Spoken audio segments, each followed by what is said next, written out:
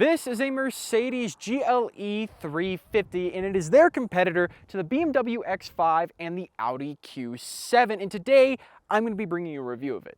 I'm Aiden, and you're watching God Next.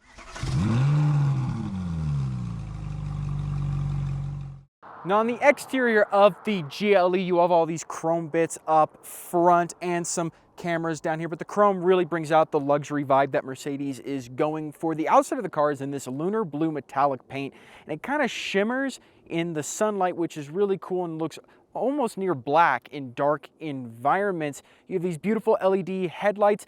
When it comes to how aggressive the front looks, I think the X5 and the Q7 look a lot more aggressive than this does, but I don't think that's the vibe Mercedes is going for.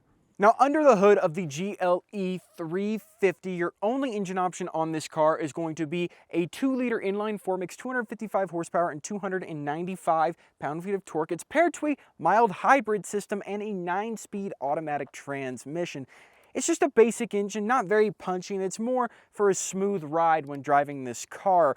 Now, if you're looking for something with a little more power, you're going to want to go with the X5 because that comes standard with an inline-6 motor that makes around 382 horsepower. So this is definitely the lower powered one of all the cars in its model range and its competitors. So this is more for a smooth ride. If you're wanting something more sporty, definitely pick up an X5 instead. Now, on the side of the GLE 350, you have these 19-inch standard rims. They look nice. You can upgrade them to different ones if you would like, especially if you get the AMG Sportline package. Bunch of chrome bits on the outside, including the door handles and the window trim. And if you're planning on traveling or sticking any luggage on the roof, you do have these roof rails up here. On the back of the GLE 350, of course, you have your GLE badge right here. Bunch of chrome trim down here. These are real exhaust pipes, luckily, unlike what you'll find on the Audis.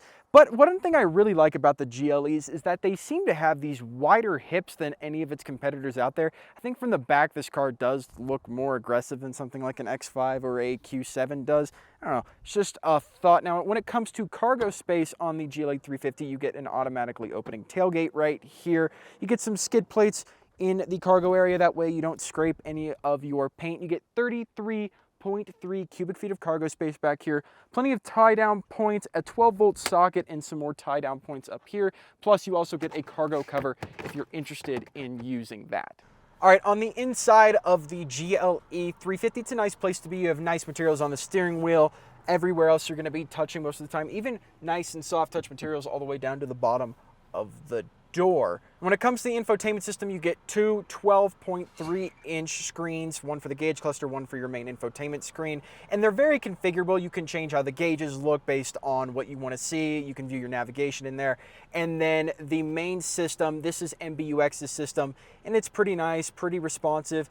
And it has a bunch of features in it, like you can control your massage seats if you wanted to, your different medias. The one thing I don't like is it doesn't have wireless Apple CarPlay and wireless Android Auto. It's controllable via touchscreen, or you can use this touchpad down here to go through it. Now, while we're talking about the infotainment system, why don't we talk about the drive modes that this one has? Since this is a base GLE, you're not going to get all the crazy drive modes like track like you will on the AMG models, but you still get an individual, a sport, a comfort, and an eco mode that you can configure if you'd like. This also has a surround view system for its cameras, which are everywhere around the car. You have 360-degree cameras, front and back, and side cameras too. Now, as for the seats in here, this is the MB Tex upholstery. This is the synthetic leather that Mercedes makes for its cars. You can upgrade to normal leather if you want. These ones are heated and cooled. Its standard comes with just heated seats, but if you want to upgrade to the cooled seats, you can do that just like this model. And you have plenty of support for the driver's seat when it comes to moving the thigh rest out, headrest up and down, and back, and thigh support. You have this nice natural wood grain. This is genuine wood that you have that sits across the inlays of the interior. On the AMG models, I like how you can get carbon fiber. The AMG version of this car is actually really nice. And speaking of the higher end versions of this car, the cup holders in the higher end versions actually are heated and cooled cup holders. This one sadly does not have it, but that also brings me into the connectivity of this car. You have two USB Type-Cs in the cup holder area and a wireless charger. And in the center console, you have one more USB Type-C port. And speaking of the center console, you do have plenty of room in here for anything, and a spot where you can even put your phone if you'd like. Same thing with the glove box. It's a nice size, and you'll find your owner's manual in there.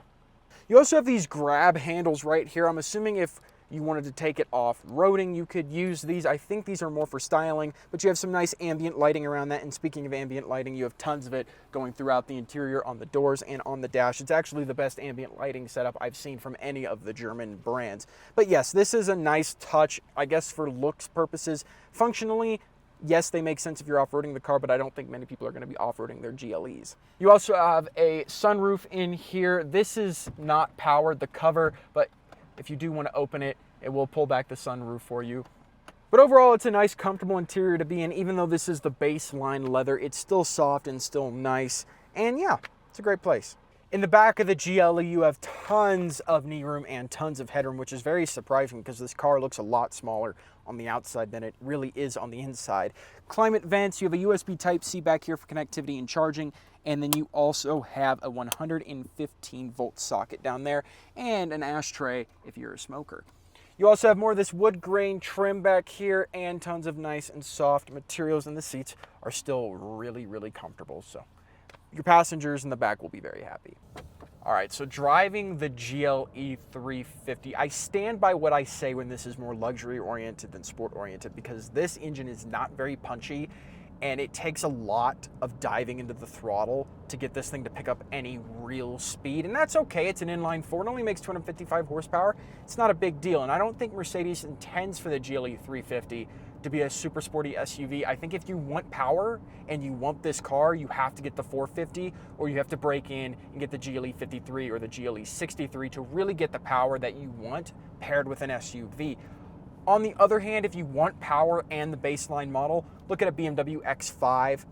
They come with a lot more power, a bigger engine, and to be honest with you, the same amount of gas mileage.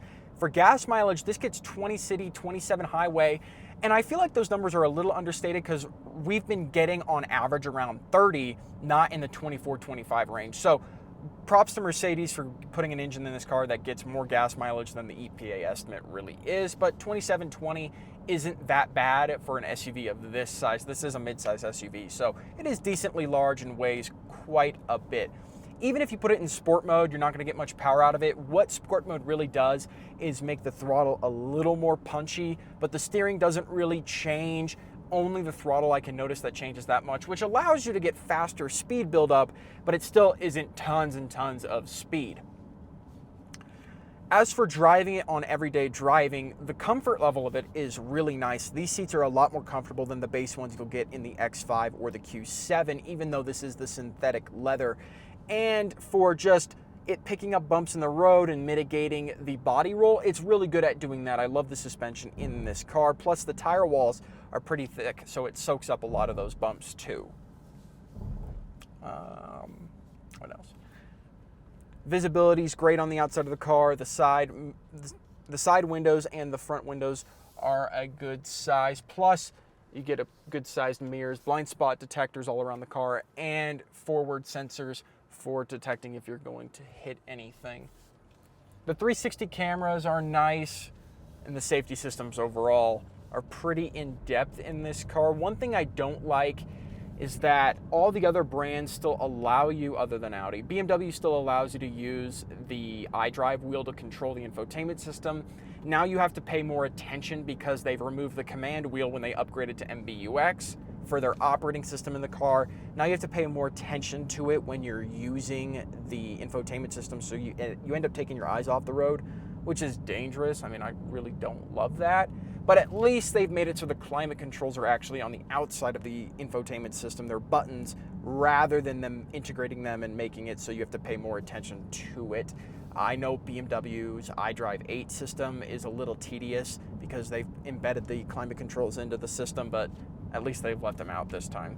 But overall, it's a nice car. The steering's very light. The braking is very, very light. It's just a nice and luxurious ride. Compared to some of the other competitors out there, it's just not very sporty. Now, I like the GLE 350, but I think I'm more of an X5 fan just because of its higher power numbers and its more aggressive styling on the outside. Plus, it just went through a mid-life cycle refresh with the interior, which looks really nice too. So though the GLE 350 is a nice SUV, and I would recommend it to people who are looking for a more luxurious vibe, the X5 is where I'm gonna stand as my #1 midsize SUV out of Germany. And if you guys like this video, make sure you hit that like button down below. And if you wanna see more from us, make sure you subscribe. And I'll see you all in the next video.